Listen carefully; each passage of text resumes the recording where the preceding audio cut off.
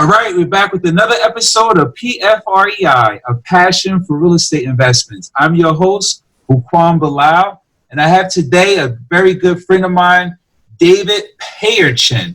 Now, David is a co-founder and partner of Columbus Turnkey and a licensed real estate realtor with Boss Realty in Columbus, Ohio. He specializes in building, maintaining authentic relationships, raising capital, systems, automations for turnkey properties and property management, construction, and acquisition. Dave has a formal training in several facets of real estate investing and has been successfully closing real estate transactions in several in states, including Ohio, since 2005. Prior to joining Columbus Turnkey Houses, David worked as a real estate trainer and professional speaker. His hobbies include rooting for the Cleveland Browns and Cavs, rooting for Ohio State Buckies, spending time with his parents and his 7 nieces. Wow. His number one passion in life is his purpose, and the main reason he is doing the real estate is because he wants to make a positive impact in people's lives. He has a nonprofit, which he'll tell you all about, named the Lynn Foundation, that provides financial relief to families that have children with cerebral palsy. Now that I've managed to do that, yeah, Dave actually is the first turnkey operator that I have on the show.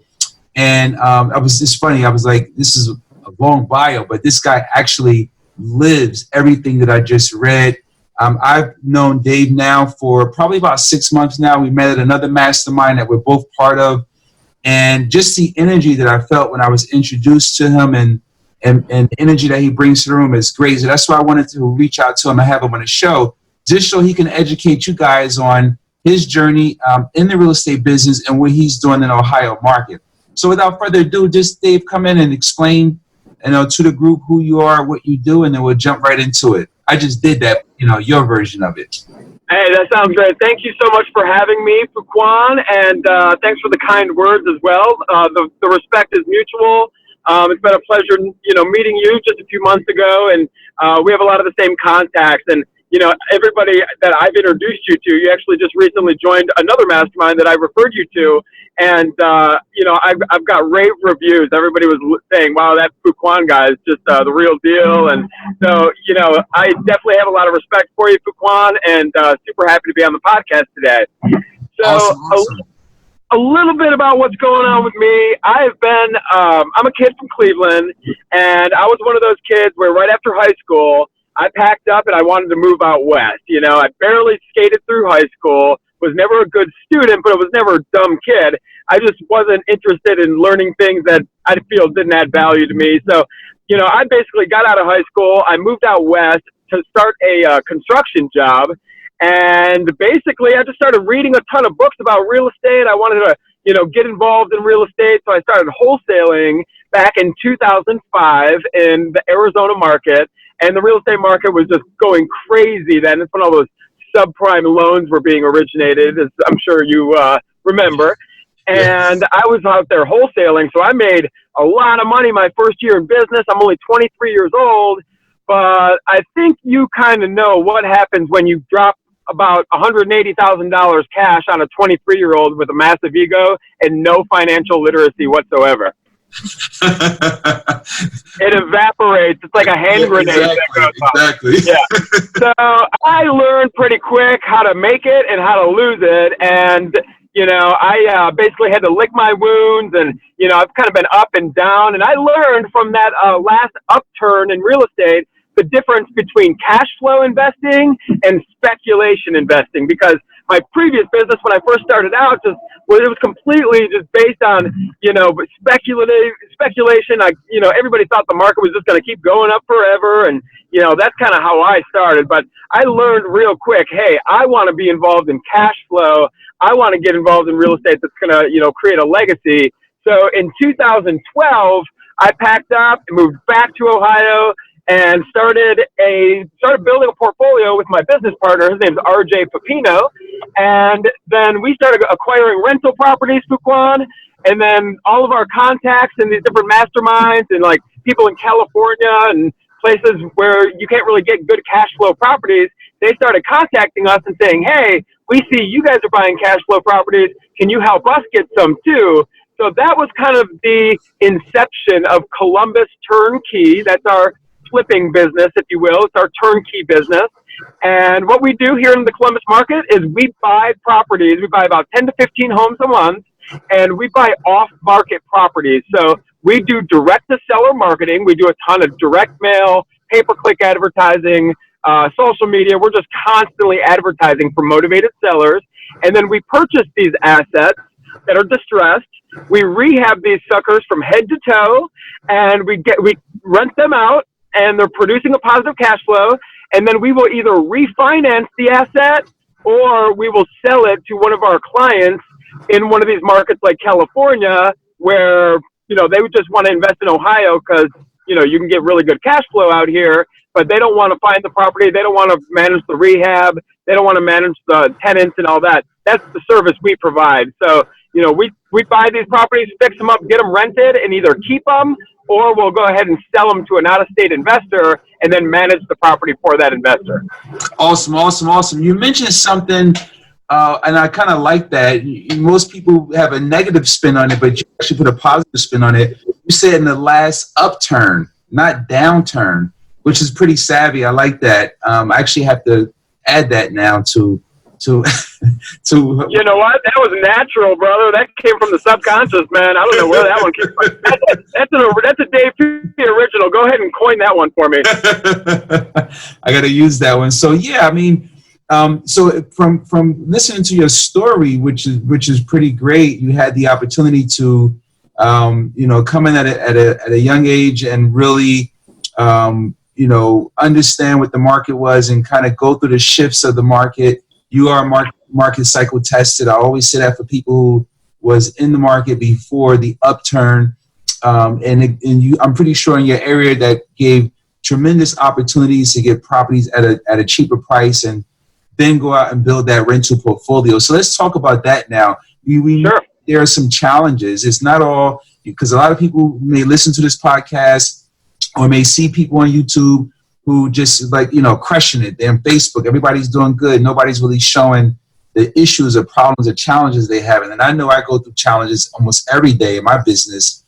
You know, and it's basically like being a person that you become essentially a solution specialist, right? So let's talk about the challenges. One is, you know, if you're just getting started and you're new, people say, well, how do I go out and raise this capital? And then where do I find properties? You gave a jewel and you said you guys are doing marketing through social media, through everything. I believe that we both believe that this is a relationship business and it takes time. So what words can you give to someone who's looking to get started and make $1 million tomorrow? Like, that's not even possible, but what can you tell them how to set a firm foundation to go ahead and build out a platform for, you know, generational wealth? Yeah, man. I think it's really good that you bring that up. It is important to discuss. This is not a get-rich-quick business. This is a get-rich, painful, bloody, and slow business. And it is, you know, there's a lot of lessons to learn. And some of the biggest ones to somebody who's just getting started is understanding private money, understanding what good terms and not good terms on money are. You know, when we were first getting started, we didn't have any private money raised. So we needed to find someone to, you know, kind of willing to take a chance on us just to get in the game. But we kind of found ourselves in the early days doing all the work, and we were giving everything away to the lender because they were more savvy than we were, but we were kind of earning our stripes and stuff like that. The biggest lessons that anyone really probably can learn or is going to learn here is in the construction business, man, because we're still learning. We rehab homes constantly. It's like a rehab factory over here. But, you know, there's always more lessons to learn when it comes to the construction. And that's where a newbie can kind of really hurt themselves. Number one is like borrowing bad money and kind of getting involved in the wrong kind of money partnership where, you know, you're doing all the work, but you're giving away 50% of the equity or something like that. You want to stay away from like kind of bad deals that way. But then also, if I was just getting started, I would just stay away from rehabbing properties almost completely. And I would really just focus on finding good deals. And that's the highest and best use, I think, of anyone's time, is understanding your market and, get yourself some comparables, or, the way to you got to be able to run comps. Like, if you're just getting started, you've got to understand values. You got to know what something's worth if you're going to be trading anything, like if you're trading baseball cards. Did you ever collect baseball cards when you were a kid, Fuquam? No, comic books, but I get the foundation. You know what I'm saying? If you're at a comic book store, or you're like doing a trade show, you got to kind of know what the price thing's at. No matter what you're buying and selling or making money on, you got to know what a deal is. So if somebody's just getting started, I would avoid construction, and I would focus on finding good deals, and probably align myself with other investors and kind of put more of a focus on wholesaling, because this way the new investor is not going to take that risk. There's only two ways you lose in this business. Number one is signing personally for bad debt, or number two, cutting a big check. And that usually comes in the form of cutting a big check to a contractor and having them walk away.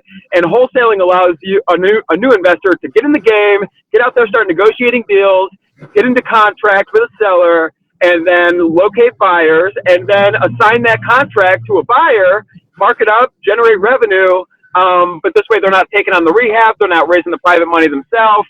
And essentially, if they couldn't find a buyer, they could always go back to that seller and try to get a better deal, or just politely exit the contract. So that's what I would do if I was just getting started, just really put a focus on wholesaling. It's funny you mention that, because, basically, I got to admit, I used to think down on wholesaling. I used to think that was a space that people who didn't have money to get started in real estate should start with. And I've done a couple of wholesale deals just by me finding deals that was not in my wheelhouse and just putting it out there because I had it under contract, and then there was some things I found out during the inspection that would have cost me more money in construction, and it didn't really fit my buy box. So I put it out to a couple of people. I was able to sell it and make $5,000 in one, $15,000 another. But what turned me off about the wholesaling was in, I believe it was 2011, late 2010, 2011, when it was just a totem pole situation where you would go to a closing and there's three people in front of you before the seller, and all these people had individual cuts, and you're like, wow, this is crazy. And after going through a few of those transactions, I was just like disgusted about it, and I kind of looked down on it. But now I'm like, wow, all the money I left on the table, because it's just another strategy that you can use to keep the profit center churning. I see that you guys have that as one of the pillars in your business. If it's a certain price point that don't fit in your buy box, you guys are wholesaling it. If it's a certain price point, you guys are flipping it. If it's a certain price point, you guys are creating rentals. So you have those three different types of income streams within your business, and I love it. And I just keep looking at myself and like, wow, all those opportunities you let go by because of the mindset you had when it came to wholesaling. I just had, you guys show me a new perspective, a way to look at it. And then when I come to these masterminds and I see that guys who are selling 150 houses a year still wholesaling, I'm like, wow, this is great. And it's great that we talk about this, because this is the market for wholesaling, for most of the areas. So talk about that a little bit. Everybody wants to be the king of it. There's so many YouTube videos and people out here that's trying to teach it. Yeah. But I mean, you do need money to get started in wholesaling. You need money for marketing. I mean, I just came back from the event and people are spending $30,000 a month, some serious numbers in marketing. I'm like scratching my head like, wow, this is. Yeah, you're talking to one of them. Yeah, exactly. So yeah, we invest. Exactly. So, this is the name of the game. You hit the nail on the head. In fact, that we are absolutely investing heavily in our marketing, direct to seller marketing. And what that means, we're not quite at 30,000. We're about half that, but that's still a pretty hefty sum. Yeah, for sure. We generate a lot of leads, and it is our job as business professionals to do two things. Number one, provide as many solutions to sellers as we possibly can. It's our job to service as many people as we possibly can. And number two, we got to generate revenue with as much that comes across our plate as possible. So we got to try to monetize every single lead. That's how we got to look at it. So yeah, when we get, we have a finite number of rehab crews, and we got about 15 to 20 rehabs going on at a time, Fuquan. That's a huge undertaking. So sometimes we find really good properties that would make great investment properties, but we just don't have the manpower. I mean, it's just, so we want to be able to move quickly, and we want to be able to monetize it and generate revenue, but we don't want to just sit, buy it and then be sitting on it and waiting. That's why we just keep it turning and burning. So we wholesale a lot of deals just kind of when we're capped out with manpower, number one. And number two, if it just doesn't fit our model, we have a very specific business model. And if something's not a good deal for us because it doesn't fit our model, most likely it's a good deal for somebody else. So we want to pass that deal along, monetize the lead, maintain those relationships with our investors who buy from us. And wholesaling is great because, we got to keep that cash coming in. We have a staff, we have overhead, we've got to continue to generate revenue. We wish we could just hang on to everything, but that's just not the reality. We need those quick hits of cash too. Absolutely. Let's jump into systems now. You're talking about staff, talking about renovating 15 properties in one time, or how are you leveraging systems? That's really key. That was one of the things, when I was in the mastermind session that I was really reaching out to people and saying, hey, listen, what systems are you guys leveraging? Bring me in, show me, how are you guys scaling to be better, not scaling to be bigger, right? What efficiency models do you guys have in place, EOS and all of that? So let's talk about systems. Like I know you guys had not started off with a system because none of us ever do. They always go through a point where we get frustrated, we're in a bottleneck, and then we were forced to really look for systems and set it up. So talk about the challenges that you went through not having a system to building it out and then where you are now. Because, I know we all face these same situations. And I want the new people especially to know that these are things that they need to put in place from the very beginning because it's easier to put it together from start versus when you're already up and running, breaking everything down and going through systems again, setting up systems again. So let's talk about that, systems. Totally. Well, when we first started out, you're right. We had no systems in place. We had a yellow pad, a Sharpie, and a shoebox with some receipts in it, man. That was the system originally. We have systems in every department. I'm just going to go on a little rant here, a value rant. Let's do it. So our business, and really any real estate business, and this is probably going to be the name of my book. So, if somebody hears this, don't take this, please. But it's going to be the 4 pillars of real estate. And the 4 pillars of real estate are this: acquisitions, rehab, property management, and disposition/sales. And every single department has its own system. So we'll start with acquisitions. Acquisitions is all of our direct-to-seller marketing. So we do direct mail, and we get data from everywhere we possibly can. So we're mailing to people who have probate cases. We get the tax lien list, people who are behind on their taxes. We get people with code violations. We mail pretty much every landlord that's in our target zip codes because we know the struggles of landlording, and we figure when our postcard shows up every month at this landlord's house, one of these months he's probably going to be fed up with this renter and want to sell the house to us. So we market to anyone where there might be motivation, and our direct, way of marketing is we do direct mail, and then all that data that we cultivate from every source that we can, basically we'll actually run a skip trace on this list as well. And this way, we're not only are we mailing to their mailing address, but once we do a skip trace, we actually get all their phone numbers, and then we actually want to do like do some cold calling as well. This way we can kind of hit them up and say, hey, we sent you a postcard. Are you interested in selling? So we really go above and beyond to contact these people. And then, once the leads come in, we manage all the leads in another system, a CRM, and we use a CRM called Investor Fuse. And anything that I talk about, if any of your listeners want more details, just have them reach out to you, and I'm happy to contact with anyone, by the way. For sure. So we manage all of our seller leads in a system called Investor Fuse. And I know the owner, and I can get anyone set up with that and get you a discount on it if you'd like. And then that's all of our follow-up sequences. And we were just at the last Collective Genius meeting. It was all about these follow-up sequences. Well, you need a system to be able to pull that off and track your leads. And we use another system to manage all of our phone numbers for our marketing, because we use a different phone number on every single, marketing campaign, so we can test to see what's working. And we just use CallRail for that. So you can just set up a CallRail account and you can buy a phone number. I think it's like $1 a month or something like that. And that'll allow you to start testing your marketing so you know what you're getting the best ROI on. And then we use another system for our paperwork. So when we send a seller a contract, we're not using snail mail. We're not doing stuff like that. We're just, when we're ready to go into contract, we just have them signed digitally. We use a system called .loop. There's a lot of digital signing systems out there. DocuSign is another one. But, we use that, and that manages all our contracts. And then, once the property's in contract, it's over at the title company. We use a lot of Google Sheets. I mean, we got a full operations, Google Sheet with all sorts of tabs and whatnot to kind of manage it from contract to close.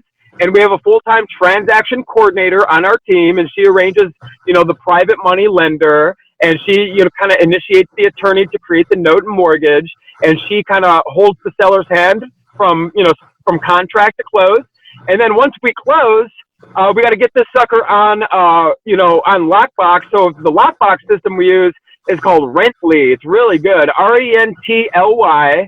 And basically that allows you to kind of know who's going in and out of your home, and it provides codes. It's not like a traditional lockbox where you just put a code in. It actually can sync with your smartphone, and it just kind of lets you know who's going where and who's going in and out of the house. It's really cool.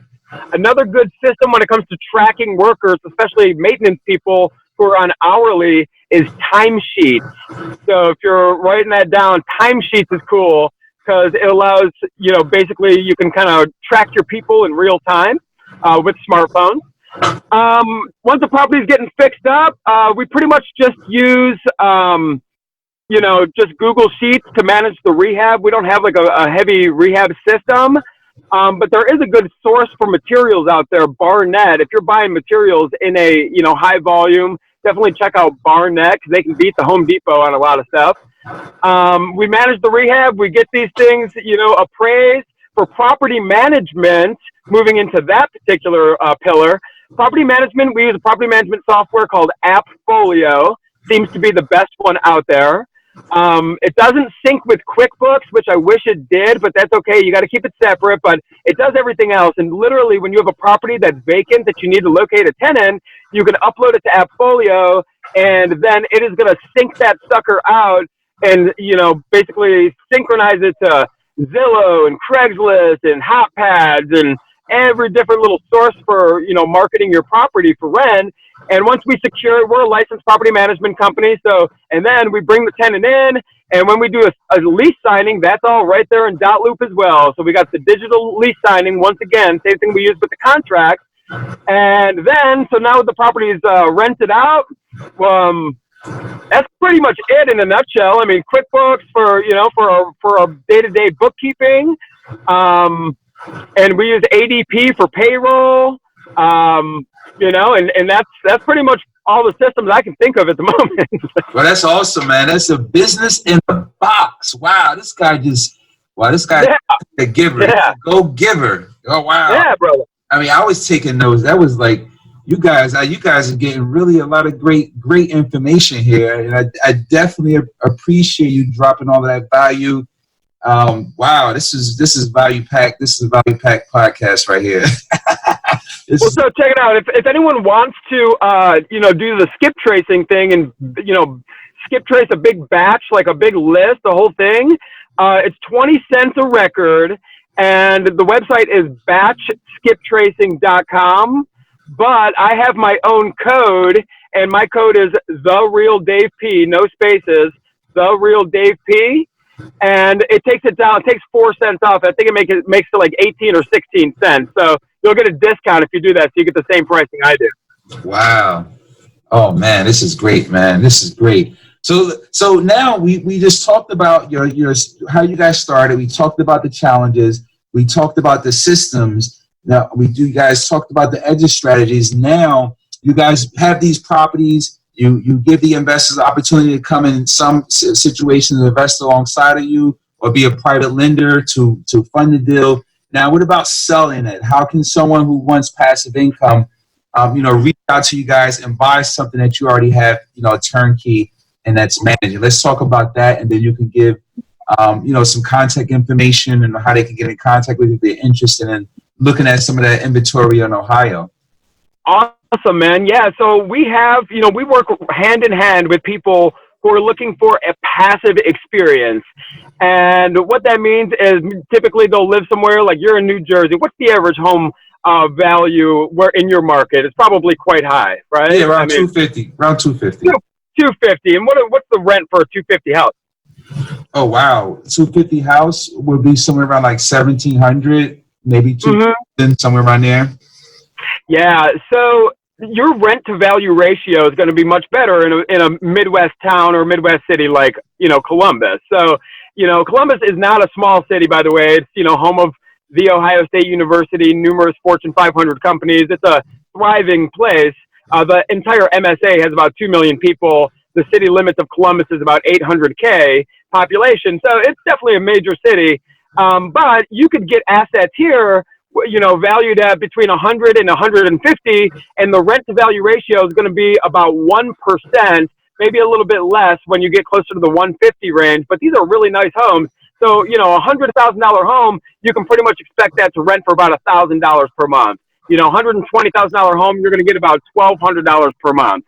And, investors in markets like New Jersey or, California and whatnot, they love Ohio, but they don't want to have to find the house themselves. They don't want to have to manage the rehab. They don't want to have to find the tenants and manage the property. So we work hand in hand with them. They contact us, and, we have ready, properties readily available, rehabbed from head to toe.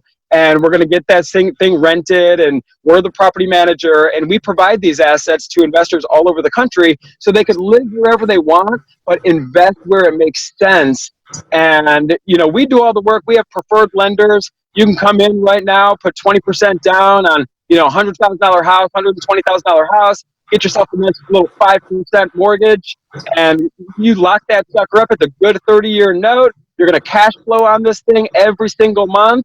And it's just a really solid asset. And then, we're going to manage it for you. So you don't got to worry about fixing toilets or anything like that. We manage about 200 properties here in Columbus, and we're going to manage it for that investor. Doesn't matter where they live. They can take advantage of the Ohio market. We're going to make it possible for them. That's awesome. Now, how does someone get in contact with you to take part of this passive opportunity? Thank you. So, the online, we're columbusturnkey.com. And the best email is, what I would say is just, if somebody is hearing this, they want to just shoot us an email if they have any questions, sales@columbusturnkeyhouses.com. That's awesome. Sales@columbusturnkeyhouses.com. David Payerchin on with us today. Oh, man, this was a really, really great episode. I know this is going to get a lot of downloads. Appreciate you guys. Another great episode of PFREI, a passion for real estate investing. I'm your host, Fuquan Bilal. Follow us on Instagram at @passion4REI. Also follow us on Twitter at @passion4REI. Like us on Facebook. Watch us on YouTube. Appreciate you coming on today, Dave, and I'm sure I'll see you at the next event. Hey, thanks for having me, Fuquan.